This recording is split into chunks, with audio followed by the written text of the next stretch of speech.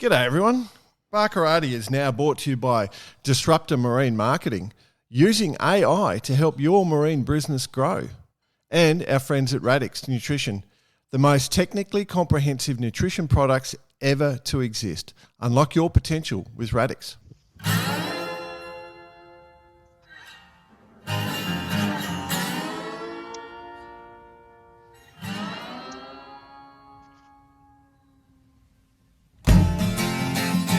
G'day listeners, welcome to Barkarati the Sailing Podcast. My name's Jordan Spencer. It's that time of the week where we get to hang out with some really cool sailors, but of course I have to share the mic with my two idiot mates. So first off, let's welcome Mr. Brett Perry. Greetings, Exalted One. How are you, bud? I'm awesome. I've got to say, today, as of time of recording, it's Saturday afternoon here in Sydney, and what a beautiful day it is. It's days like today, you look out at the harbour and you go, why do I travel? Why do I travel? I hear you. Getting on planes. You know, obviously we do, and we've got to, but my God, it was beautiful looking out there today. Yeah, Sydney can look incredibly beautiful. Let's bring in the other bloke. Yes, people, we have got him. He had a voice that could make a wolverine purr. Mr. Nick Bice. You're getting a bit sentimental there, BP. Absolutely, mate. Sydney, yeah. Speaking of travel, I found the ultimate travel hack. I'm now in Sardinia. Mm-hmm. And flew into Rome. I'm here for the Sydney Sardinia Cup. Mm-hmm. Flew into Rome. Massive queues for immigration, all that sort of stuff. Oh, it gets so busy. But what you do is you leave your passport on the plane. You get to the passport. You get to the passport machine, and you're like, "Where the fuck is my passport?" You get directed to the police station before you actually go through the immigration bit. The guy from the plane delivers your passport as well as the drink bottle that you left, and then you skip the queue. Wow. Oh, airport hacks with Nick Bice. Oh, God. Mate, how was your heart? How was your heart flicker going? Caveat, it's a little bit of a stressful hack. I bet. Especially when it's not planned. Especially when he tells you you've got to go back to Australia and get a new passport. Perfect. Nailed it. Only Nick Bice, hey? Oh, you could write a comedy show. That's never happened before. But, Jesus. Yeah, slightly stressful. Yeah. But, yeah. So then, now in Sardinia, and went down, saw the boats yesterday. They just arrived from the long race, which turned into a bit of an overnighter in plenty of breeze. But we'll chat about a bit more about that in hot time. But just for the listener, stick around because there's plenty of stories in regards to what the hell happened out there. Beautiful. Alrighty. So looking forward to that. Exciting. Looking forward to everything about this episode. Our guest today is someone that has been around the world of sailing a lot, and I suspect has contributed immensely to bringing a lot of people into our sport. I hear her name quite a bit. She's a 3-time Olympian, but also involved, at a board level with Australian Sailing in the past as Vice Commodore of the Royal Sydney Yacht Squadron. Does so much, but is someone that we want to talk about because is part of one of the teams competing in the International Women's Championship coming up in September in New York Yacht Club.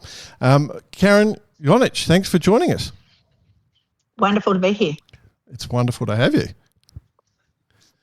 It genuinely is, Karyn, actually. It genuinely is, because I do hear your name a lot, and you seem to be someone that has an immense passion for our sport, and I just wonder where that comes from.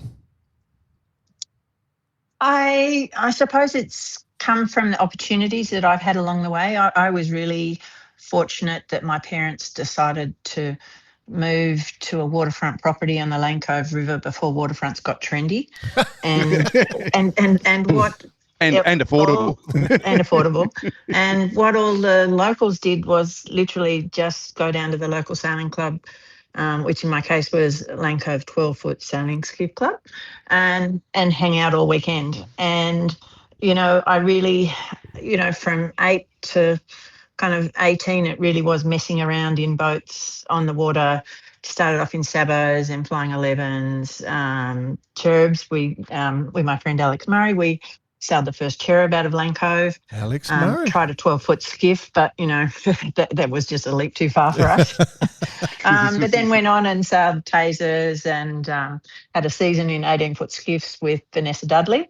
Oh. And in fact, Vanessa introduced me to Nikki when Nikki was taking up the opportunity of getting into Nikki had been sailing a 470 for a long time, but in the lead up to the 88 games, they introduced a separate women's class or division in an effort to bring not just more females into sailing, but also across all Olympic sports, just trying to balance it up a bit. And, that was really an eye-opener for me.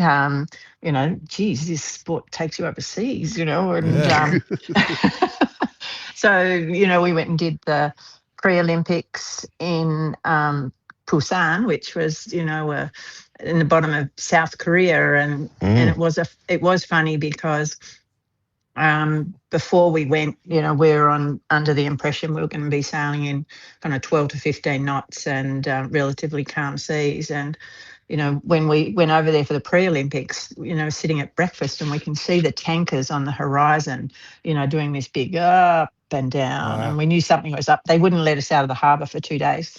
And, after that first visit to Busan, we realised that the data we'd got on the wind and conditions was actually coming from a little hut that was about 5 k's inland behind a mountain, yep. So it was absolutely not relevant to what we were doing. Yep. But, that whole we then won the selection and did go to the Olympic Games, but, it really opened my eyes to, one, we sail in some fantastic locations around the world, but two, that, the teams that we sail against are the same as the teams that we race against here. It comes down to, who's done the best preparation, who's worked on their boats, worked on their sails, gets it right consistently. And so, yes, I think I got this bug that I found it hard to kick. I'll just clarify for the listener, Nikki Bethwaite is the Nikki we're talking about. You bit of name dropping there with Alex Murray, of course, the fantastic Alex, and then my old buddy Vanessa Dudley. So it is, there's some lovely ladies in that little mix right there, and some talent as well. So it's be hard not to succeed with friends like that, Nikki and Karyn. Sorry, I associate you two together too much. My apologies. Yeah, no, well, yeah, it was a great opportunity. And I suppose the females are still a bit of a minority in our sport. And, I've known all of those ladies, Alex, literally, when I moved to Longueville, Alex was living across the road, and we sailed sabots together. We still sailed her 32-foot Bellissimo together. But, yeah, we've been lifelong friends. Yeah, nice. And did your parents, like when they moved to Lane Cove, what was the reason? Were they thinking, oh yeah, a bit of sailing? Were they sailing background at all, or it was just nice house? No, not at all. My dad was a doctor, and he was working out at Blacktown Hospital and a couple out west, and literally moving to the north side of the bridge cut 20 minutes from his drive when he was on call on the weekends. Gotcha. So, yeah, definitely a non-sailing family. Waterfront house to cut 20 minutes off your drive to Blacktown. Yeah. Well, I think, he had a vision. He liked fishing. We were certainly doing that sort of thing. But I think that was also one of the things that was quite nice, in that he didn't really have any advice, but he would always be hovering on the outskirts and ready to pick us up, and gave us all the support we needed, but certainly didn't have a whistle in his mouth to tell us when to tack, and, it's and that sort of thing that we might see with some of the younger sailors these days. We've had a few guests on, Karyn, that have got a similar sort of pathway, in that their parents moved to an area where there was sailing, and the kids decided, whether it was with their parents saying go down, dropping them off at a club for a sailing course week, or they just ended up hanging out there, where the parents had no real understanding of the sport, but the kids just found their own way. Is that sort of what you found? You were there, you were associating at the club, you were meeting people, and you just loved it, and it just kept driving you to the next event or the next goal. Yeah, it really was just having fun on the water. You know, the messing around in different boats. That was kind of the time when windsurfing was first introduced to Australia. Oh, there we go. Roger Delhunter was, he had his boards launching off Greenwich, which was just up the river, and certainly when we were trying it was interesting because we needed a lot of rescuing. But a lot of fun. But it was just messing around on the water. Wow. Yeah, good times, like that access to water. And I think that I've always argued that, like the Lake Macquarie, all the champion sailors that come out of that, it's just that they've got easy access to the water. Everywhere, if you trip over and fall over and, in Newcastle around that lake, you're in the lake and you're off sailing, like it's just, if you want to have successful kids, just give them a chance to go and have fun is kind of my view. And go on, you're going to say something there, Karyn? Oh, and that's what I'd say to, I actually do, I still do a lot with Lane Cove Sailing Club and help them with, we run 3 Learn to Sail courses a year, and then, those kids 2 years later, they come in, they're the assistant instructors that help with the Learn to Sail. But those kids, as they're developing sailing, I'll just say, go try everything. If the boys will take you out on a 12-foot skiff, get on, give it a go. A lot of them have got foiling wings now, and they're just playing around with that. That's the new windsurfer, I suppose. Yeah, it definitely is. Yeah. So 1988, you teamed up with Nikki, and if you go through the timeline of your sailing career, 2008, you're still sailing with Nikki on the Yingling. I mean, that's a long time to be sailing with one person. Well, we went in and out, and so yes, we went to the games, and then we were really disappointed with our result in Korea. We finished 6th, and it took both of us a while to realise actually that was pretty good. Mm-hmm. Yeah. I was going to say, I wish I'd came 6th at the Olympics. We finished 26th. Yeah, I was going to say, Bossy, how would you have liked to have come 6th at the Olympics? Well, yeah. Give it a go.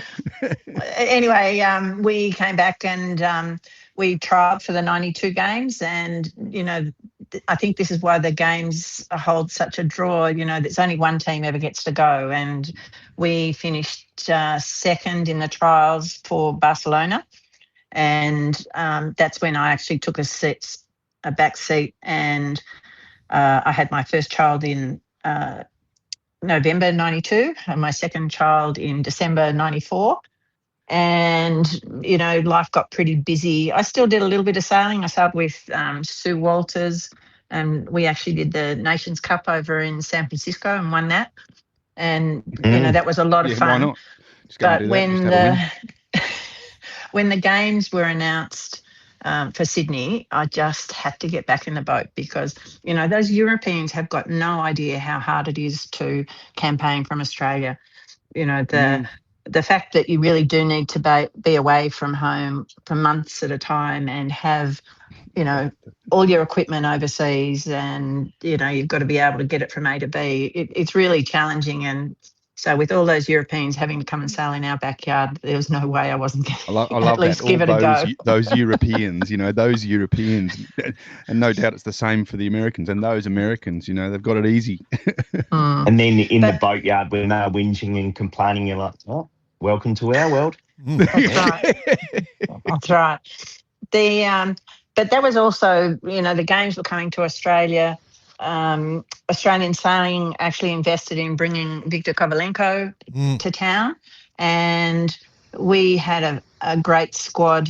Couldn't get rid of him in the end, could we? He's still around. He's still helping. I know. But, we had a base out of Balmoral Beach. Yep. And a great squad. So, very pretty part of the world. And I think the results that we saw in 2000 with both Tom and Mark and Jenny and Bea, both winning gold medals, it was a result of having a really strong squad. Yeah. Those selection trials, frustrating. You spend all year racing.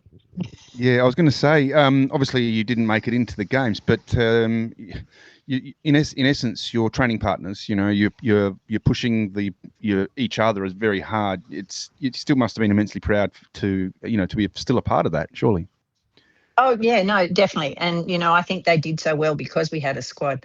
The selection actually changed from 88 through to 2000. In 88, we used to have a 10-day regatta, broken up into two bits, and don't mention Chris Tillett and Brett Young. No. No, I'm not going to touch on that. But, by the time the 2000 games came around, there was an element of you needed to be racing overseas and you needed to be competitive. So you needed to be doing the Worlds, the Europeans, and, a couple of other well-ranked class events like the Princess Sophia and Here's Week and things like that. Yeah. And, and Olympic sailing obviously was getting more professional. People needed to be spending more time doing it. You just don't lob in the last year. They have a overnight success that takes them 12 years. Yeah. Plus the equipment, right? Oh, yeah. And especially, as you mentioned, from Australia, like having boats all over the world and your boat at home also. Yeah, that's a challenge in itself, I'd imagine. So we did the 2004 games and then the 2008. By the time we got to 2008, we actually had 3 Yinglings, and that was the type of boat we were sailing. And we had one that commuted between Sydney and China, another one that commuted between China and Europe, and the third one commuted between Europe and North America. Wow. And that just meant I know, like you just go, how do you pay for it all? How did we pay for it? I've got a travel hack for you, Karyn. If those boats needed passports. Yeah. Nice story. Hey, did they have the same name or did you have different names for them? Because you'd have to work out which one was where, right? It was a little bit of a challenge. No, they'd had different names, but trying to keep them identical because that was the idea that you could just drop in. By then, actually, we had 2 of them were martyrs. We started off with an Australian built boat, but unfortunately, it just wasn't competitive, and we just had to do that old thing. What are the top boats doing, and get that equipment and do the best we could with that equipment. Did you notice a big difference? Yes, the way the boats were built was amazing, and Marta is. That German trait with very deep attention to detail. Yeah. Beautiful boats. I'm interested, like campaigning a Yingling versus a 470. You'd think a Yingling would be more expensive, but I kind of think a 470 campaign would be more expensive because, you got to put a new hull in every 6 months, don't you, on those things? You certainly do these days. Yeah. Yeah, we didn't have that luxury. We just didn't have the finances. I think funding for sailing in general improved after Athens. Yeah. When Australian Sailing was able to go to the Sports Commission and say, hey, look how much you're giving those swimmers, look how much you're giving those cyclists, and really even it up because we were punching well above our weight. Yeah, absolutely. And and that was fantastic that, because the additional support not only helped those athletes that were there, but, it should be going towards building the bottom of the pyramid because, we've got to create a funnel if we're going to have people at the top of our sport. One thing I love about the Olympics so much is, obviously identical boats and the you see the execution, the way how professional boats can be sailed. Like that's one thing I love. But then you also see the emergence of from each nation some of these just true once in a generation style sailors, and the Olympics highlights that. And then they go on to long careers. Like you can look at all around the world and see you can name at least one from every country, I reckon. But they're just special sailors that come to the very top of the class, and like we've got, for example, at the moment, Matty Wern in Australia is a classic example of someone that's he's just a once in a generation style sailor, and again, we get to see that, and the Olympics gives us that, and then now they've got other pathways they can go on to, obviously with Sail GP and the Cup and everything, like we're starting to get that, and the the push for equality with women. We're seeing more and more women doing racing around the world. I think Bryce and I were lucky enough to be part of the Volvo when they put the you had the ratio of women to men, and there's women that have come out of those Volvo campaigns that are now just entrenched in the pro scene, and you wouldn't differentiate. No, I mean 100%. I agree with you. It was the girls before that actually participating in the race and showing that they could do it, to then be invited onto a boat. I think at the time there was a little bit of resistance with bringing that quota system in, but it has had the overall effect of more women in sailing. And I would say it's the same as introducing the separate women's classes in 1988. It has had the effect of more women in sailing more often. And, when we go to New York in September, I'm looking forward to, because there are actually Corey Sertle, she's raced against us in the 470s. It's a little bit of, there are people that I've raced against over the games that I've been to that will be part of the cruise that are in Newport in September. How cool is that? I mean, that's I know. like cool, catching up with people you sailed against in 1988 and, that sort of era. And now they're doing this. Obviously, we're going to touch base on that in a minute, but, mate, that must be hugely exciting.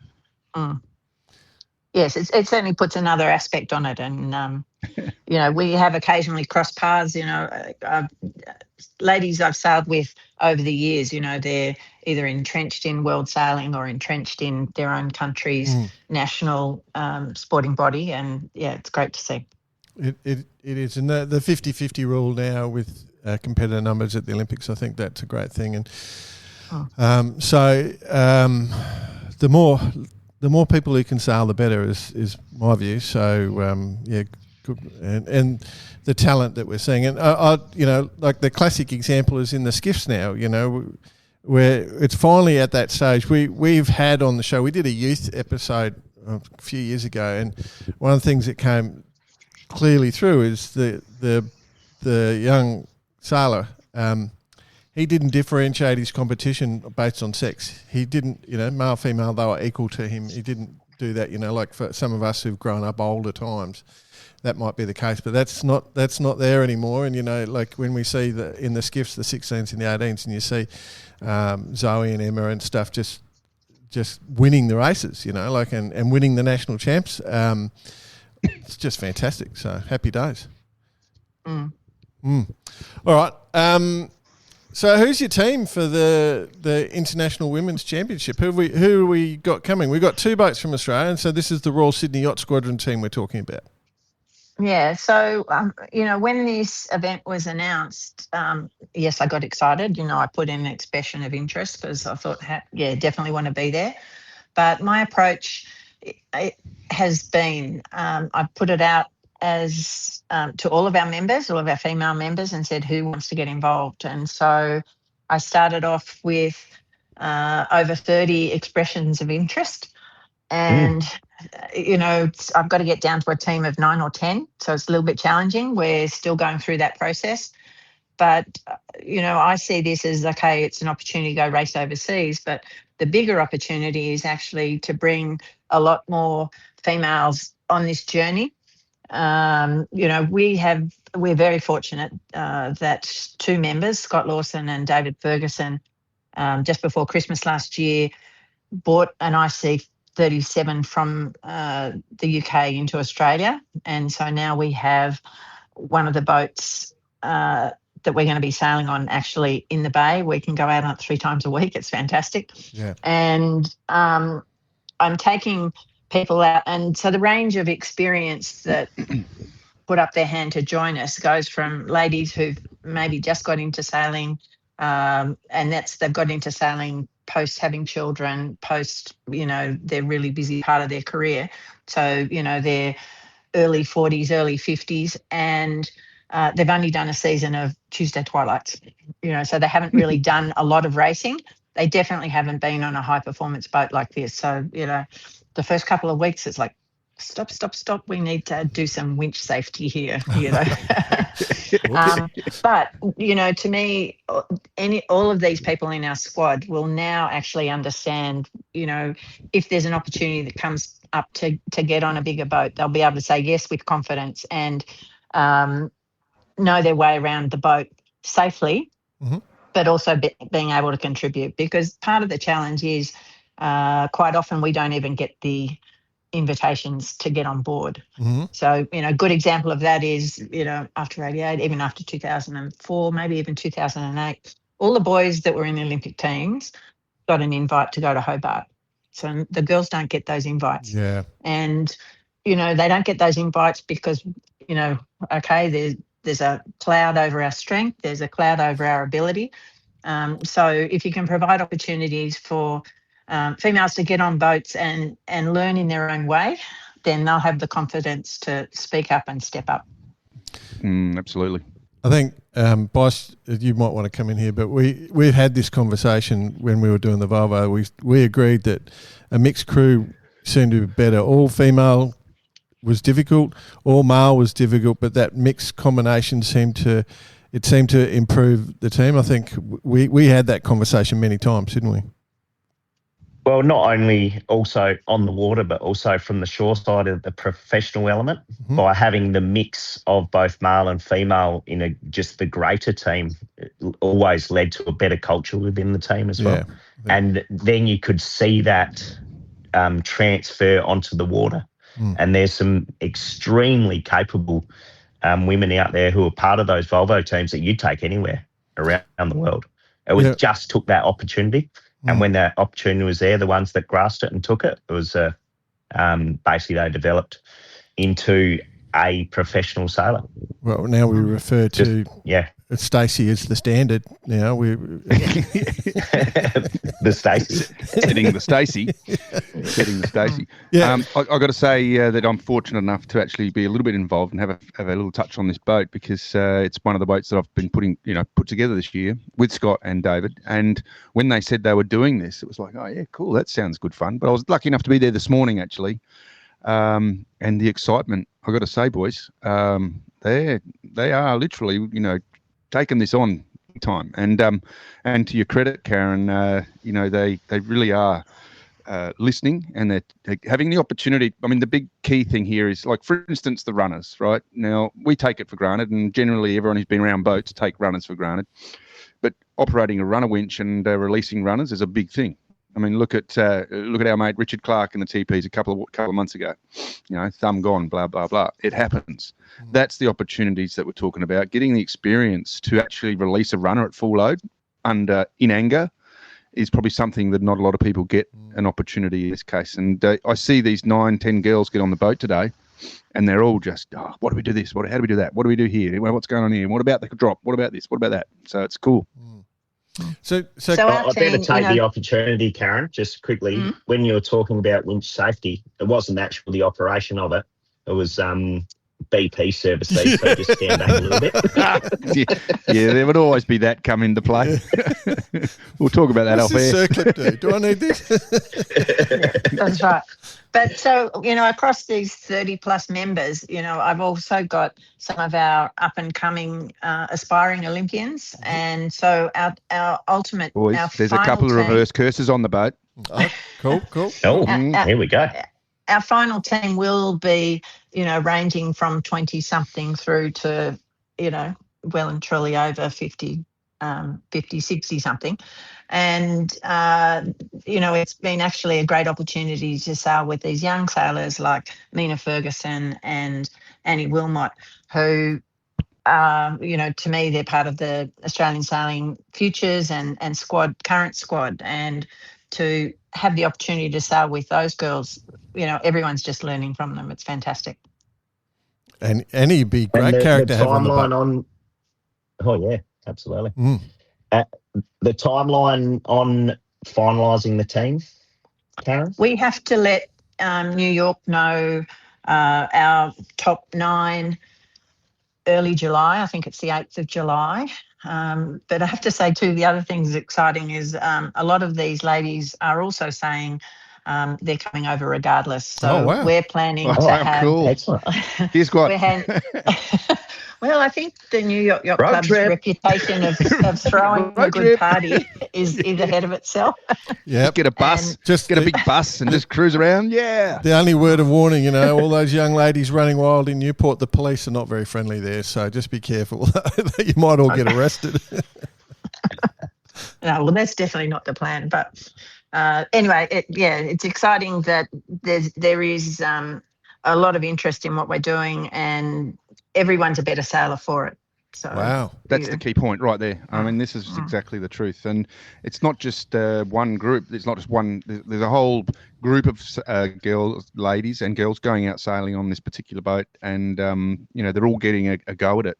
Obviously, the top 9 are going to be selected. That's fine. That's what it's about. But even the people having a go are getting that experience. And so that's the super cool part. For the listeners, it's the New York Yacht Club Women's International Championships. It's an invitational event. 20 teams are competing. It's on the 12th to the 19th of September at New York Yacht Club Harbour Court. So it'll be sailed at Newport, Rhode Island, and it's that club's got a fleet of these IC-37s. I think they're a Mark Mills design from memory, but Correct. Correct. They're for all sorts of regattas like this, and so this is going to be a fantastic one. They're all identical, so it is going to be an absolute hoot. I know the other team's got a fundraiser. Have you got? Are you doing fundraising for this as well? Yes, we definitely are. We've got a raffle going. Oh. We're going to have an night event with at the BP? Squadron. We'll put that up as a prize. Barker rated prize. Come off it. We're willing hit to him up donate later. something, Karyn. BP's put his hand up. I'm already He's helping out. already I don't need to go helping. any He's already further than that. helping. Hang on, I'll do the old joke. Second prize is 2 nights with BP. 2 nights with him. Yay. If you want to Fun, follow won't us. Yeah, it is. So we have the ladies sailing at the Squadron we refer to as Ladies of the Sea, and it originated 21 years ago. We had a group of ladies that actually wanted to get on the helms themselves, but they didn't want to do it on a Friday night because Fridays typically are pretty crowded. So that's when we introduced our Tuesday Twilight, which is a ladies' helm. And about 10 years ago, we introduced the ability to introduce crews and skippers on keelboats. So the club's got it's got 4 Elliots, and so we run a start crewing and a start helming program on the Elliots, and it's a 5-week introduction to this is a jib, this is a main, this is what happens when you don't let the main out. And from those courses, well, we try and encourage them to do a start crewing and then a start helming. And then we try to place these ladies on our members' boats for Tuesday Twilights because, this is just about bringing people into the sport. Yeah. Doesn't matter what sex they are. I think you need to introduce them gently, and Twilights are perfect for that. I just see the casualties, and Saturday afternoon on Sydney Harbour's not for the faint-hearted. And if you're trying to introduce and encourage someone to really enjoy the sport, you wouldn't throw them in on a Saturday afternoon. So, we try to take them through Twilights, and then what we've been doing at the Squadron, again, for the last 6 years, we've run the Ladies of the Sea coaching regatta over the October long weekend, and that is a great fun weekend. I am leaning on a lot of my friends like Vanessa, Lindy Hardcastle, Susan Walters, Kathy Veal, Bridget Cunningham. So we have 10, 12 coaches that come in. Wow. And over the weekend, we have kind of come and meet people on a Friday night. And then the Saturday and the Sunday in the morning, we do half an hour theory. Then we go do some sort of drill on the water. And then in the afternoon, we do 3 short races. And then we wrap up on the weekend on Sunday night with a, nice dinner, few bubbles from the sponsors and things like that. But to me, we've got to provide pathways for people to improve their sailing. And so these are all stepping stones to people getting more involved. And I'm certainly seeing the results at the squadron because, I've got ladies that 4 or 5 years ago came and did this start crewing, start helming course, and they've now bought boats because they've kind of went, I want to be in control, I want to drive. And the only way I can do that is when I own the boat. And to me, that's a win. And, Absolutely. I think that's what we've got to think about for everybody coming into the sport. How do we help them go from one step to the next? And, we get coaching in all aspects of our life, and why should sailing be any different? And, just because you happen to be a 50 or a 60 something, we know sailing is a sport where we can always continue to learn. Why wouldn't a crew get a coach on board and say, how can I do things better? So how's the access to these courses work, Karyn? Is it anyone off the street can come, be part of it, obviously, and then it helps build membership further down the track as well? Definitely. That's the pathway, introduce them to sailing. This is the club. If you want to do more of it, sure, this is how you join. But, it's the same as, I think, getting kids into the sport too. You've got to let them try. And if they want to continue it, okay, this is how you contribute to the community. You're part of the club and you help us grow the club community. Yeah, I think that's the critical thing. So, the great thing about doing a podcast like we do is I've been asked, what our audience is once, and I said our audience is massive, but I said somebody was being cheeky and I said, I don't know, 3 billion, because you never 3 billion because a podcast never stops being listened to. Like once it's out there, it's always somebody will go back and find it and listen, and so the audience number always grows. And so from we might get someone listening to this podcast like this episode, and just it'll be a new person to our sport. They'll start hunting through the back catalogue and they'll listen and go, oh, okay, I can go and find it. So it's vital that discussion, that question Bicey just asked, and what you guys are doing. And there'll always be those sorts of programs, and bringing people in the sport. It's as I said at the start, Karyn, it seems to be one of your great passions to promote the sport. You've embraced our sport so well. If you're a new person listening, reach out. Karyn, I don't know if you know, but our Nick Bice here was actually the Commodore of the Cruising Yacht Club of South Australia, and one of his big mottos was that the gate is open. Because one of the things that a lot of people think about yacht clubs, and I know we're only talking to generally people in the sailing, fraternity with our podcast, but one of the things is people are quite often deterred by the fact that there's gates and there's this and there's that, but it's actually quite the opposite, isn't it? Yeah, no, and unfortunately, I think the squadron sometimes has a bit of that aura around it, but we're a really welcoming club, and definitely you can sign up for all of our Learn to Sail courses, in keel boats and in dinghies, and if you want to continue it, that's when we'll say, hey, let's talk about membership. A classic example. This is one of the things that I just love about sailing clubs is that I was in Vanuatu with a group of friends once, and they wanted to have a waterfront meal. And I said, we'll just go down to the local yacht club. And they said, you can't just go to a yacht club. I said, of course you can. You just wander in. That's exactly what you do. Watch me go. And so I bet I've got a picture in there too. And then next thing you know, all the guests, we had the best day ever because all the guests took us and showed us around. And my friends are going, is this normal? I said, absolutely. This is sailing. This is why you do it. Sailing's the best thing in the world, and you get friends everywhere in the world, and so very welcoming.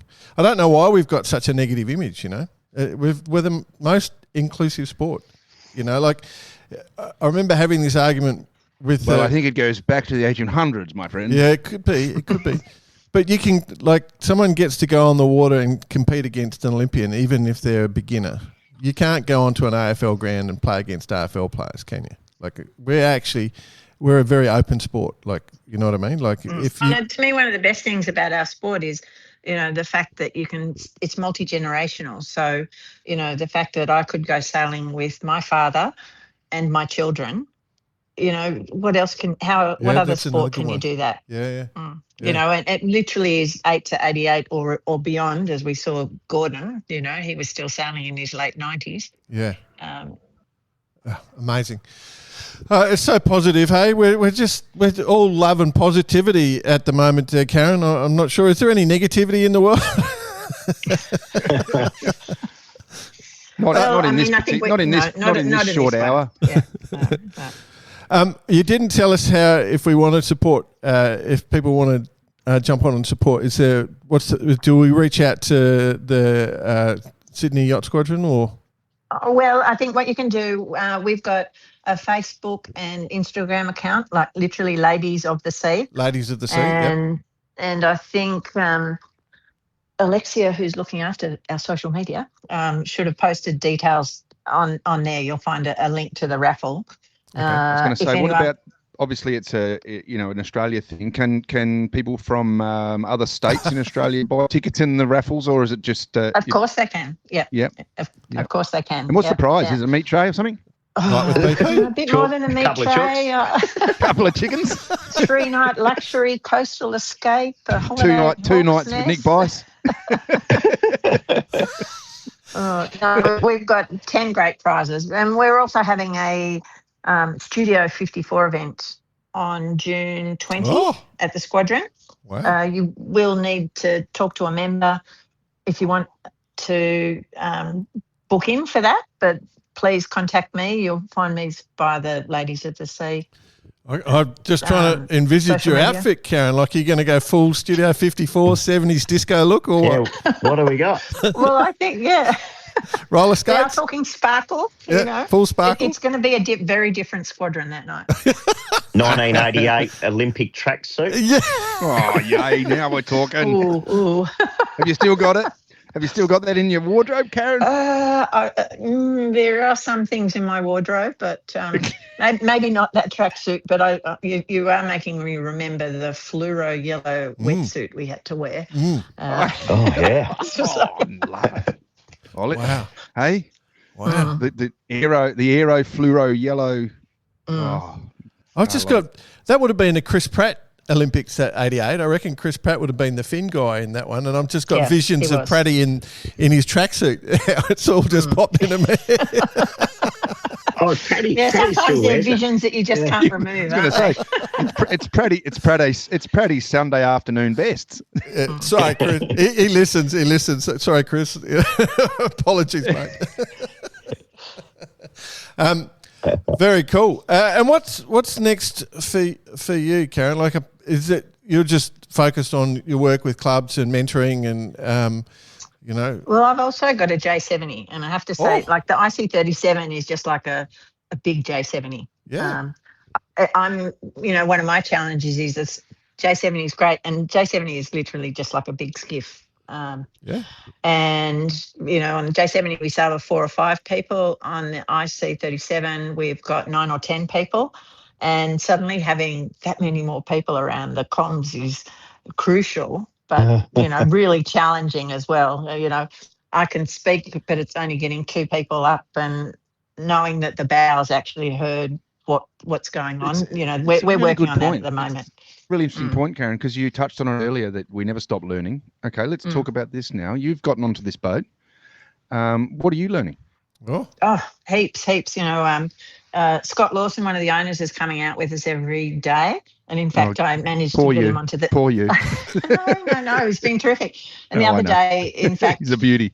He came for a sail with us on the J70, and, all of the principles we've been talking about on the IC37 are 100% applicable on the J70. And, it's really keeping the helm to a minimum and adjusting your sails to keep the boat going fast. And, I'm still working on that, but, it's a lot of fun. And probably at this point we do say hats off to Scott. I was going to say, probably at this point we do say hats off to Scott and Dave, because they're very very proud of what they're doing, and offering the boat up to the ladies is something that they're very proud of. They talk about it more than their own sailing, so it's super cool. I was going to say, and Jordan knows exactly what I was going to say. If you need any more tips, Jordan, the super coach, is about to launch into something. I actually was going to go somewhere else. Because, you're such a lovely person, Karyn. I wonder, one of the questions we love asking people is a bit of the banter on the water. Are you one for yelling out of the boat and trying to put your opposition off? Because when you said the J70, I started thinking of Sam Haynes, and Sam's such a professional guy, he just got second at the Corinthian Worlds in the J70, I reckon, from memory. Very exciting. Corinthian. Yeah. Good on you. No, it was Corinthian Worlds. Yep, and so Every must say. I think Brett's discussing whether it was Corinthian, but my point is, you've got competitive teams in the J70. You can get close enough. Do you throw the odd banter across the water? What's the word? I think you need to be assertive. I mean, you do need to be assertive, and it's a little bit hard sometimes when there's the owner-driver situation, and there's someone in the middle of the boat calling the shots, and the person at the back of the boat is just doing what they're told. So I have had to have a conversation with one or two owners. A self-edit. Sorry about that. That's the perfect banter right there. It was automatically deleted. Sorry, that was a call coming in. You're gonna have to repeat because we were fully ready for it. I was like, what's it gonna be? What's it gonna be? And then it stopped. Yeah. Sorry.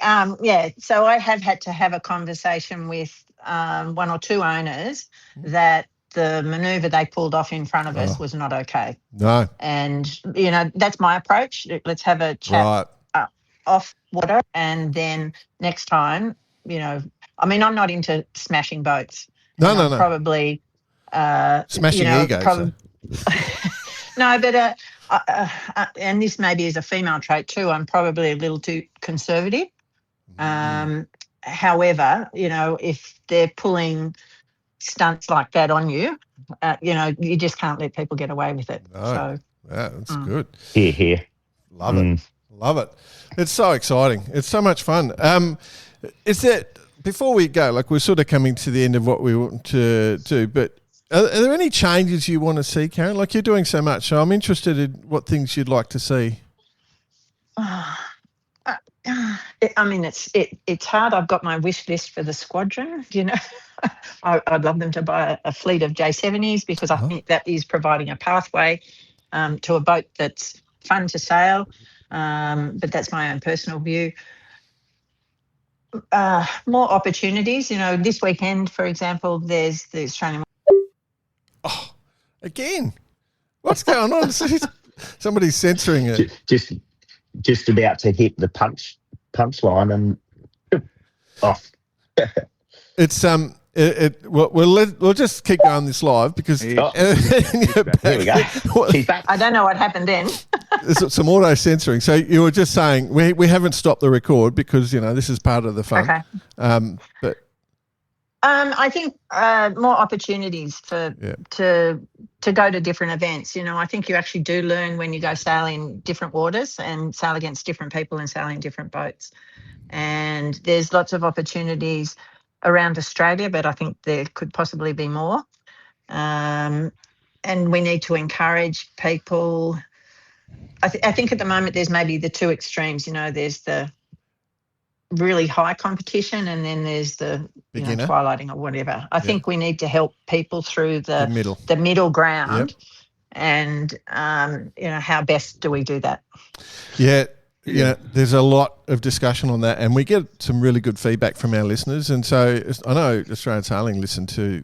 We've got to follow up on that ratings discussion for keelboats. That approach just to make it simpler and easier and cheaper for everyone. But very cool. It's interesting. So, Karyn, when I wrote my notes for this, I wrote a summary of you. I wrote the words coach, director, mentor, Olympian. Not bad, eh? Not bad. That's what Karyn's got on her business card. Do people have those these days? Yeah, okay. Yeah, you can't get rid of them. I've got a pile.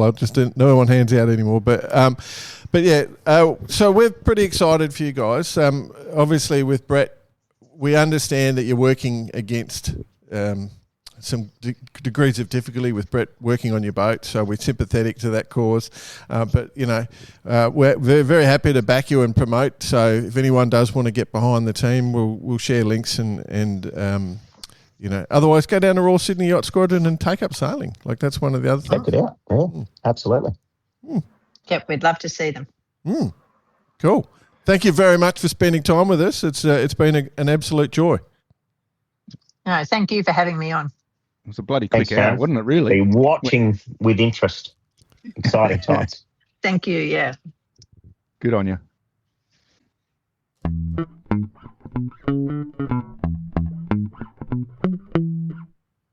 The commitment and the enthusiasm is something that to really look closely upon here, because she's Karyn is the Vice Commodore, I think we said, at the squadron, and looking and pushing this thing so hard that it's truly fun to be around, and I'm lucky to be around because obviously we're using one of the boats I'm working on, but the excitement, it's just, excitement breeds excitement, activity breeds activity is what we've said all along, and it's doing it. There's people running around everywhere at the club.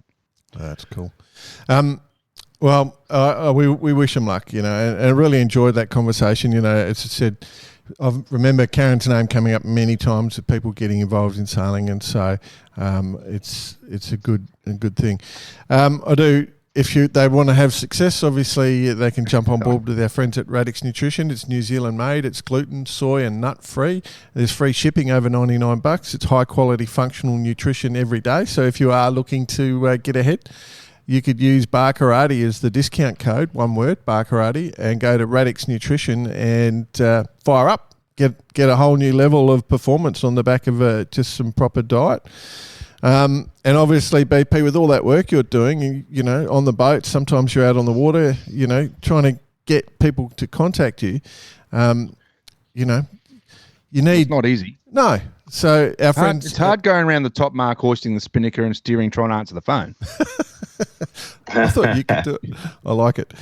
Disruptor Marine Marketing is stepping into that field. If you are going around the top mark, hoisting the spinnaker, and you can't answer the phone, use Disruptor Marine Marketing, DISRUPTA, disruptormarinemarketing.com.au, and you can get the buy spot, the 24/7 AI receptionist, so you never miss a call or inquiry again. They do have a referral system. Or inquire again. What did I say? Oh, that's it. You got the buy spot, and you'll never inquire again. Miss an inquiry again. Thanks. Sorry. Yeah, I'm joking. They'll set up a referral system that doubles your referred leads in 60 days, or you don't pay. Just try the free 30-minute trial. So disruptormarinemarketing.com.au to jump ahead in your world. There's plenty going on, boys. So there's a couple of things We're not too shy of promoting the Taser class. We're pretty keen on the Tasers. And one of the reasons I like talking about the Tasers is they put their regattas, they have their world champs in some pretty cool places. It was discussed last year, wasn't it? We were talking about this. Yep. So this year they are, and they're starting right now. So I think first races start this weekend. The Taser world champs are in Japan, in Okinawa. And if you have not been to Okinawa, basically, imagine you haven't lived. Yeah, it's paradise. It is absolute paradise. It's not it's basically in line with Hawaii, right? So it's the same conditions. Oh. It's just glamour. So we might try and hook up a session where we do get in touch with someone from the Tasers post the Worlds. But good luck to everyone competing in those. It was very tempting to just borrow a boat and go. But I might be too big. Oh, you and Jackie. Oh, yeah. You and Jack, you're thinking, Jordan. Yeah. Hey? We wouldn't have gone super well. But yeah, Jack, I'm sure it would have been Could fun. have been the end. Yeah, Jackie, we know she would have just disappeared and gone surfing. She doesn't care about sailing. But yeah, it would have been good. This week also, it's the OK Dinghy World Championships taking place in Copenhagen in Denmark. Again? Yeah. Yeah, good ice cream. Wasn't it just a couple of months ago? They're like the J-boats, these OK. Yeah, right. Every bloody week there's an OK World Championships. Yeah. When they in Lake Garda a little while ago? Yeah, they were. That was the last Worlds. That's exactly right. This one Only has... like 2 months ago. No. This one has 207 entries from 14 different nations. The fleet is unbelievable. Wow. It really is. Yeah, and you've got a few from your club going, BP, haven't you? Mate, as I said to you, I swear to you, the hype about the last ones in Lake Garda was everywhere. It was non-stop. Oh, right. And I've really not haven't heard anything about this one. I can't believe there's another Worlds on already. Yeah. You can do all the... Assuming there would be. It is being held... I'm just going to have a bit of fun with the language. So any of our Danish friends, you feel free to send us a note and explain how to pronounce. But Skovshoved Harbour, hosted by the Royal Danish Yacht Club. That's pretty much it. Sage Club. I think that's sailing club. Now you're getting a bit wild, dude. 10 races scheduled, 207 sailors. It's going to be a very cool event. So Aussie it up a bit, Skov shoved. Yeah, Skov shoved. That's it. Right. The other thing I need to tell you, boys, I haven't got this on the run sheet, but I do need to highlight this. This is probably one of the critical things I'm going to talk about through the day. Netherlands Yacht Club. Netherlands Yacht Club have produced some brilliant sailors over many years. It's a little yacht club in Western Australia. It is the first club where I did my first race as a sailor. Came first. Where'd you come? I was just where'd you come? First. Oh. First. Yep. Yeah. Picket fence. Got a picket fence first day. Picket fence. Coach's dream. Consistency. Anyway, but no, Netherlands is top mark first and extend. It's one of those clubs we love, like on grass, beautiful, probably one of the most beautiful locations on the Swan River. So they're needing a little bit of money to keep going, and so they're having a bit of a fundraiser. And I just wanted to highlight that. Any tax you can deduct. There's lottos. There's all sorts of events going on that you can join in. If you jump onto Netherlands Yacht Club's website, you'll be able to see it. They've got a little tag just saying join in and help out. Any donation you give is tax deductible. The club's been around for 74 years. I think Bar Karate will 100% be making a donation, because I'm certain I'll be sending some money across in our name on that one. But one of the prizes I believe on the raffle is, if you win, you get to take my photo off the wall at the Netherlands Yacht Club. You get to burn it, stamp it down. But yeah, it's a great club that's produced many, many talented sailors. So good luck to everyone. Was that photo actually not of recent years? Is that when you won your first race? Yeah. No, I'm assuming there's one around, but I don't know. No, I think the only photo up there is just for joke's sake. I think they did stick one up for a bit of a joke, but that was it. Glamour Club, though. If you haven't been to Netherlands, go down and have a look. It is a good club, and just check it out. Yeah. Jack Lloyd, Listener of the Week. We had a great winner last week. Our friends at Vycobi are presenting this. They're doing some great stuff, the Vycobi boys. I was just having a look at their trapeze belt. I haven't got one, hadn't had one up close.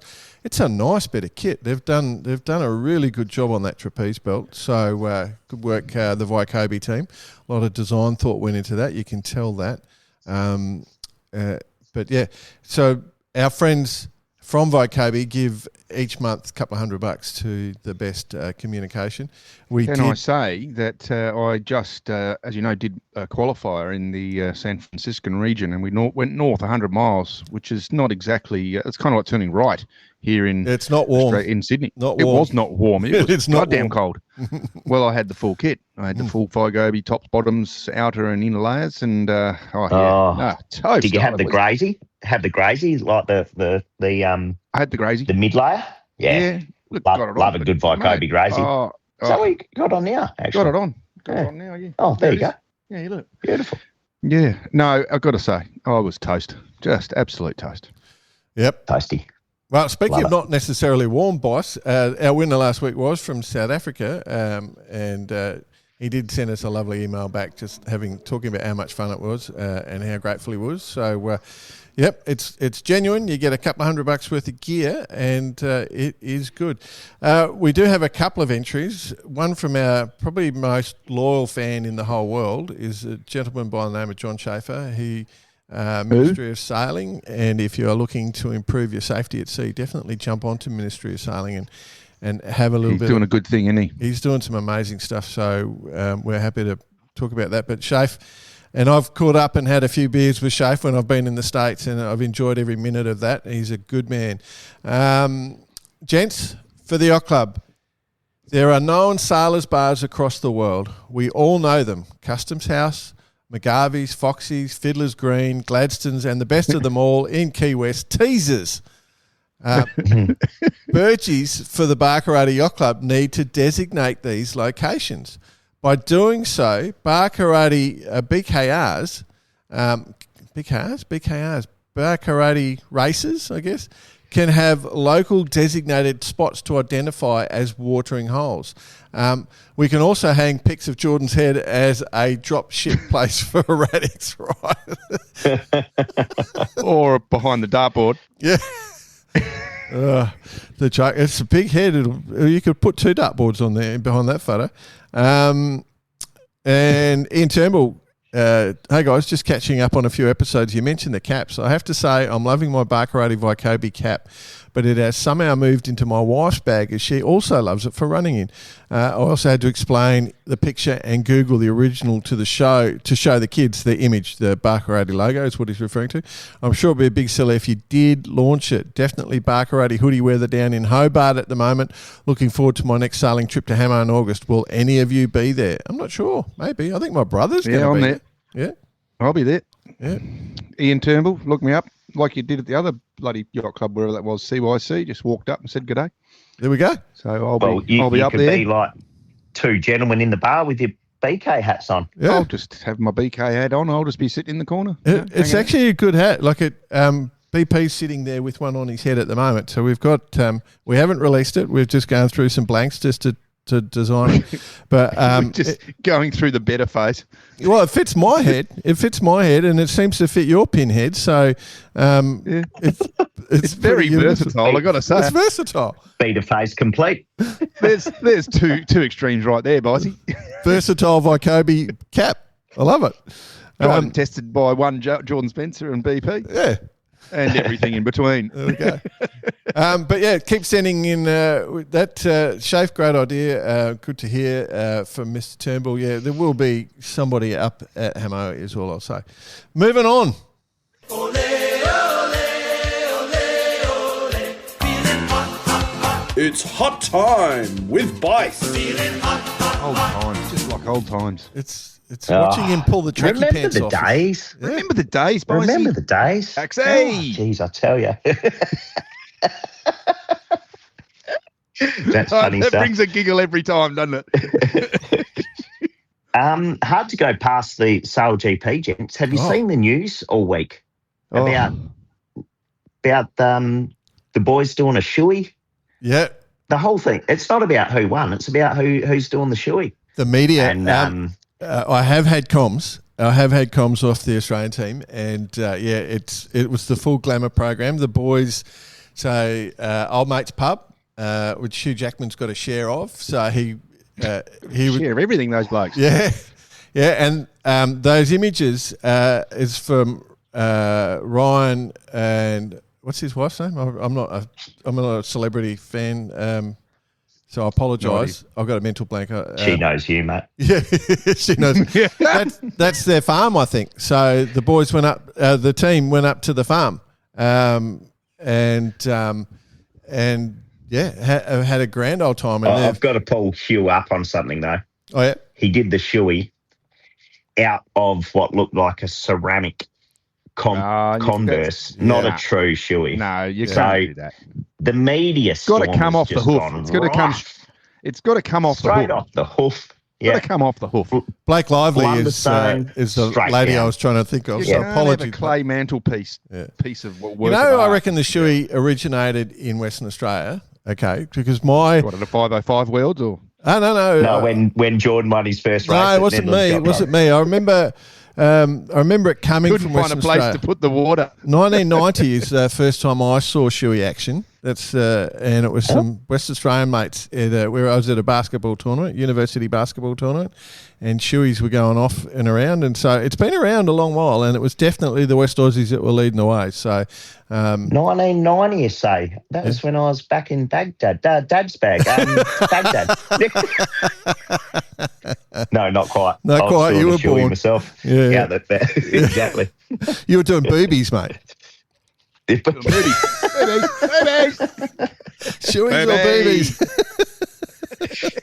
In grade 7. Yeah, but no, they were having a We grand old always time. laughed at you, Bicey, for that. We And wondered the other what was thing, going on. I do think we need to highlight that not only are they having all that fun, but they're going to do a documentary, a series on The Disney Plus, yeah. for Disney Plus. So that's fantastic for sailing. Until they come on bar karate, they got nothing. Oh, they'll come on. We'll get there. Well, we're just going to keep get talking there. about them, I guess. But anyway, back to Sail GP, gents. Oh, yeah, sorry, mate. Oh, it was crazy, wasn't it? Jesus. Yeah, how Moving good was day. that last race? The last day was bloody. She was on. Crash Unbelievable. aside, How crash happy. aside. We'll talk about the crash no doubt Yeah. in a second, but oh my God, I loved it. I really enjoyed that race that day. Saturday wasn't so good. No. Well, No, she No, went no, so good. And that would have been, I'm guessing the crane operators made that call. Like their boats weren't craned in, it was windy, and they're pretty strict. Yeah, there's been history. So, But yeah, so I'm no- I guessing- want to talk about that the medal race, if you like, the winning race, because that last 30 seconds of that race, wow. Well, I would argue that last 30 seconds was set up by the first jibe, the Aussies going out to that left side, so they had the inside jibe coming back in on that mark. That was all about, they'd planned that potential situation from the top mark. Absolutely, 100% certain. Oh, it's a game of chess, isn't it, BP? It's a game of Everyone chess. knows and, what the next move is. You've got to You saw them keep your go eye- out there. I gotta- could see Jordan watching it going, you know what? They're going out here to get the inside run into this bottom mark. Well, It's beautiful. C9's going to take D4, and D4 is going to reply with a retaliation on B3. It's just a common Retaliation manoeuvre. onslaught. It's a standard combination. Well, so obviously the way that happened, when the Poms jibed to go around, they turned to go, and they still had the Aussies pushing him out the inside, and Dylan turned. He's obviously said check over the radio at that time, and the did say Aussies check. jibed and said checkmate. But checkmate. Checkmate at the bottom. That was the manoeuvre I was expecting. It was Hey, good. what I loved about that whole thing was because it was touch and go. Both manoeuvres were Yeah. so aggressive. And when the umpire called no penalties on both of them, I thought, yep, good Oh, call, because Wow. I would have hated that to have gone to a penalty because they were right calls. I mean, aggressive sailing, but I thought they were very good. Oh, well, within the comfort of knowing what the boat can do, right, and achieve. Yeah. And It's great to see. So, Obviously, yeah, we're a little good. biased, being Aussies. We are a little biased. I don't know. We've got a good relationship with Dylan, and Absolutely. To me, it didn't matter And Stewie? who won that race. To be honest with you, because they were No, I agree. hammer and tongs. The only thing I got to say, we're good mates with a lot of people on the different teams. Feel really bad for the Spanish team. They were red hot on the Saturday, and then had all that, and no points carried over. So they did all that sailing, and then they had all these hydraulic problems. So that was a real bummer. Then that crash. The which crash. changed. Let's talk about the crash, shall we? Wow, that was crazy, wasn't it? It's Good old problem mate. with a reaching Old start. mate in there again. He's Mhm. in there. Oh, Wow. So the US were basically locked in, even with that crash and not racing. They had the same points as the Aussies, but they were out of the racing, obviously. So they were windward boat, and then Italians coming up the line. So they should have. Italian. They were all going at the line, and then Italians realised they were early and had every right to do what they to did. come up. You got to give room and Come opportunity. up, so they did. I don't know if they have room and opportunity in SailGP. It's a different rule book. But then the big spin up was when Brazil had nowhere to go. Yeah, they had nowhere to go and give the Italians a tap in the back, and then they just spun right up. I'm glad no one was injured. That was obviously that's the absolute outcome that we're all asking for. But on top of that, we're also asking for hard racing, and we're asking for. We don't want to see crash boats. We know that, but holy God, it's so close at that speed. Having been stood in fairness, though, it's probably been played more than any other clip. Yeah. That little Bengal. I've probably been standing next to Russell Coots maybe 3 times when they've had big crashes, right?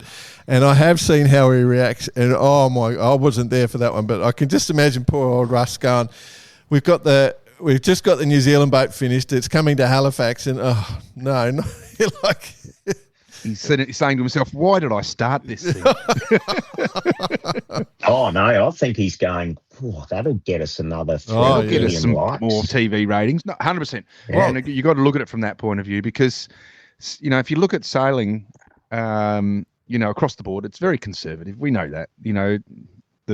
It's not like kiteboarding and, or surfing with the bright colours and all the excitement and that, but this is doing that. Well, I saw Russ got to ring the bell at the start of trading in the NASDAQ, so on Wall Street there. So that's a big step up. We had all the... Is that the goal of life, is it? Oh, no, it's big. Would have been a big deal, but not my goal. But the celebs being part of it, it is a pretty cool event. It's quite the big show. It is the show. Big shows in town. The show. And then we go to Halifax in Canada, which will be unreal. So, Good going. Have we spoken about the GP calendar yet? Why? Based on just the one stop in Oz, right? Oh, the new next calendar. Year. Yes. The new calendar is out. Yes. So Fremantle. Kind of Fremantle like 22nd or something like that. Not going to Sydney. No. I sort of told people that I knew it wasn't going to. I didn't know. Yeah. Mind you, I haven't really been looking, so. Yeah. No Sydney, no Auckland. Anyway.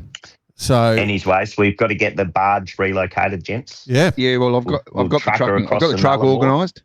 Got the truck organised. Yep. That's. I think it's picking it up this weekend, boys. So we're all under control. Yeah, cool. Yeah. I like it. Put our deck chairs on the deck. Yeah. I've glued them on with some clag. We're all good. So we could actually start celebrations on the barge as it drives across the Nullarbor. Is that what we're saying? Oh, I thought that's how we were getting there, Jay. Yeah. Love it. It's so good. Got the blow up palm tree. And that crazy guy that does this shit. You put your Crocs under the palm tree. Love it. Hold it down. All right, so there's the 3 of us sitting on the back of a barge on a truck. Yeah. Going across to the Nullarbor Plain. SailGP brings out the best in people.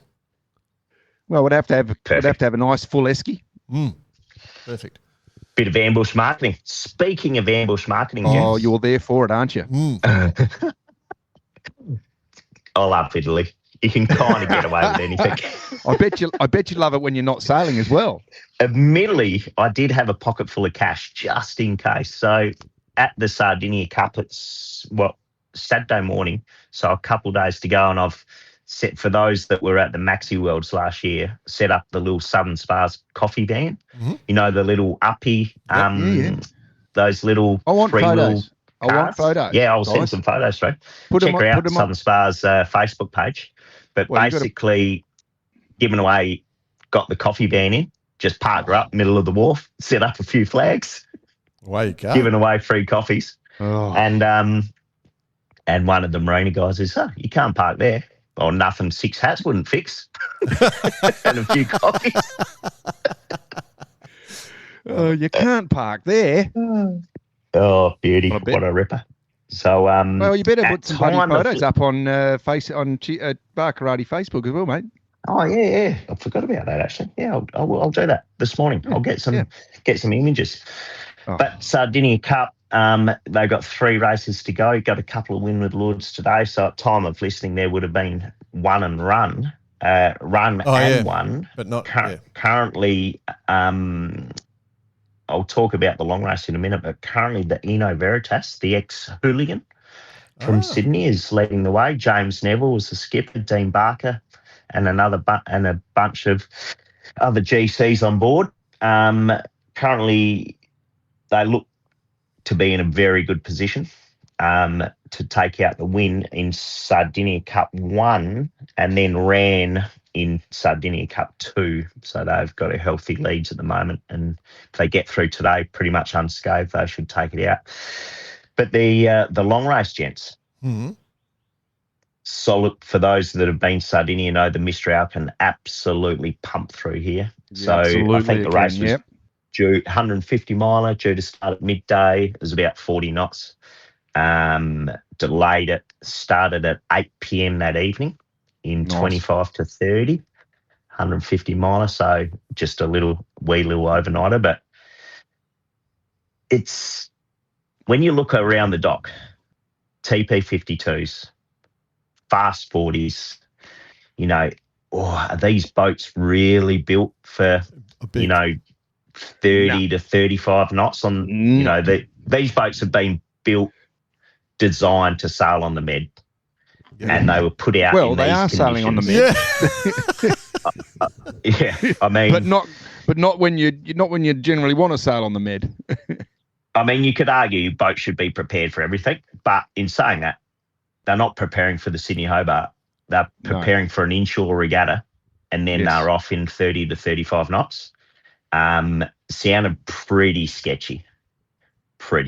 So I think there'll be a few questions getting put around. I mean, there were a couple of retirements just with water ingress. Right. One boat, the Red Bandit, the Bandits, they broke their rudder. Not again, your friends. What's going on? Yeah, exactly. So poor bastards. But every time you're around, they break something, boss. Oh, Jesus. Is it you? Actually. Is it you? There's a little common denominator going on here.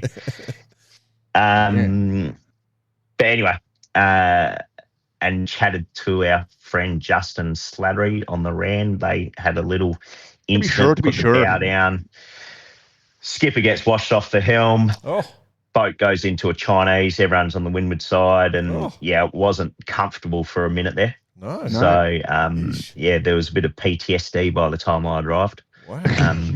Being dealt with in the only way we know. Okay. At Nelson's, of course. The bit of consoling going on at Nelson's. Well, which takes me back to the fact that these boats are super boats, windward lured Mediterranean boats. Yeah. But it's not Cows Week and the Fastnet. No. So, just a bit of safety concern. So I'm interested. I'll keep an eye on this, actually. Yeah, right. What comes out. You reckon she's a bit lackadaisical? Well, or it was just the pressure to get the race done, just forgetting some of the fundamentals, maybe. So, anyway. There has been close results. Like, there's been 1 second, 3 second sort of margins. Yesterday, I think, in the second race, there was the 3, I'm going to say Django Rocket, Wally Rocket, Eno Veritas, and maybe the Nika were in 3 seconds of each other. Wow. Jolt were there. So, yeah. Very cool. So Dennis, I think the Rourke team, successful event. It's going to be a great event. And be something on the calendar for years to come. So I think the Rourke team is at the top of the table when we're recording. That's after 4 races. Then Costa Smeralda and then the Repubblica Marina di Pisa. That's the Rocket Nika and Nola team. Correct. Yeah. Very cool. So very, very cool. Cool. Good racing. What else is going on? I think I'm interested where the Trans-Tasman. I'm looking at it right now. Yeah. I think a couple, as we're recording, so it's Saturday Arvo, there's a couple finished, which is Ocean Tribute and Vixen Racing, and then another boat's got 70 mile to go or something. I don't know. I have to refresh. And hey, Bicey, coming in 4th, Pac-Man. I believe that's the old outside edge, young 11. Yeah, there you go. Oh, remember the days, BP? Remember those days. So there you go. Yeah. Hey, can I just say I looked up the predict wind weather Yeah, they've been on. It's not been fun. Holy shitarama. Let's go for a lazy jaunt across the Tasman. Yeah, right. Couldn't have picked the worst one. Oh, you transatlantic people, you reckon you're tough, don't you? Eh? Come and do the Trans-Tasman. Oh, Jesus Christ. It's still going. I mean, I'm in Sydney. Some money coming off the top of Auckland, North Island. Yeah, but I'm in Sydney now, and they're obviously going to Gold Coast. Yeah, and it's been westerly all week. Oh, yeah, they've been straight into it. They're going to hook up a nice little southerly as they come in the Gold Coast. But if they hang around... yeah, as they're coming into Gold Coast. Yeah. But there's a whole bunch of races heading north after here, and so they'll forget about it, you know. Like everything blowing them north at the moment. It's the world's easiest trip. One of the great things about Australia on the East Coast is come winter, you get the southeasters and southerlies, and that takes you north to the warm weather. And then as soon as all the major races like Airlie and Hamo finish, the northeasters come back in and you can sail downwind again. No one ever sails upwind in Australia if you do it right, unless you do Hobart or a Trans-Tasman. Unless you do a race. Yeah, that's it. Unless it's a starting gun. Yeah. And it's December 26th. Oh, dear. No, but I'm looking at that anyway. So, yeah, as you said, Jay, where am I? Leaderboard. So, Ocean Tribute has finished. 6th of June at 4 o'clock. What's the date today? 6th of June. Yeah. Well, that seems like they've just finished. I think Dutch Water Week's on as well, which I think Dutch Water Week's on, which is either a toilet convention or it's a sailing regatta. Dutch Water Week. It's what it's called. No, I think it's one of their toilet convention. Jesus. I'm doing a joke.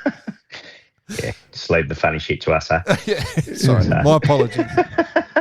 Just stop overstepping the line, Jay. Yeah, my apologies. Anything else? Or like it though. I liked where you're going. But yeah. No, let's call it. I've got to get down to the coffee den. Okay. All right. Yeah. Everyone, thank you so much for listening, everyone. It's been an absolute joy to have you. Thank you, Karyn, for joining us. Remember, thank you, Karyn, very much. Yep. Don't forget, guys, if you want to buy some raffle tickets, go onto our Facebook site. Yep. A couple of frozen chooks. A couple of frozen chooks, maybe a lamb chop, bit of a lawn chop. I was in the Abor district in Tampa a week or two ago, and geez, they've got a good bunch of roosters roaming around the road there. Like genuinely a cock and a male chicken, a rooster. Yeah, you're digging a hole here, son. Yeah, they're incredibly good looking roosters. I know where the term comes from now. Vycobi, our friends at Vycobi, fantastic gear, and then of course Radix Nutrition, and then disruptormarinemarketing.com.au. Have a great week, everyone. Oh yeah. And see you later. Have the team back. Yeah, see you, mate. Good on you, mate. Make my afternoon.